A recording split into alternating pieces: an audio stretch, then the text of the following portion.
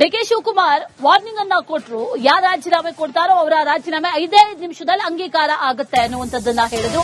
ಅದಕ್ಕೂ ಮೊದಲು ರಾಜೀನಾಮೆಯನ್ನ ಕೊಡ್ತೀವಿ ಅಂತ ಬೆದರಿಕೆಯನ್ನ ಒಡ್ತಾ ಇದ್ದಂತಹ ಶಾಸಕರು ಈಗ ಯೂಟರ್ನ್ ತಗೊಂಡಿದ್ದಾರೆ. ಡಿಕೆ ಶಿವಕುಮಾರ್ ವಾರ್ನಿಂಗ್ ಬೆನ್ನಲ್ಲೇ ಶಾಸಕರ ಯೂಟರ್ನ್. ಪಕ್ಷದ ಪರ ಬ್ಯಾಟ್ ಬೀಸಿದ್ದಾರೆ ಅಶೋಕ್ ಪಟ್ಟಣ್. ಸಚಿವ ಸ್ಥಾನ ವಿಚಾರದಲ್ಲಿ ನನಗೆ ಅನ್ಯಾಯ ಆಗಿದೆ, ಹಾಗಂತ ನಾನು ಪಕ್ಷಕ್ಕೆ ಮೋಸ ಮಾಡಲ್ಲ ಅಂದಿದ್ದಾರೆ. ನನಗೆ ಈ ರೀತಿ ಅನ್ಯಾಯ ಆಗಬಾರದಿತ್ತು ಅಂತ ವಿಧಾನಸೌಧದಲ್ಲಿ ಅಶೋಕ್ ಪಟ್ಟಣ್ ಹೇಳಿಕೆಯನ್ನ ನೀಡಿದ್ದಾರೆ.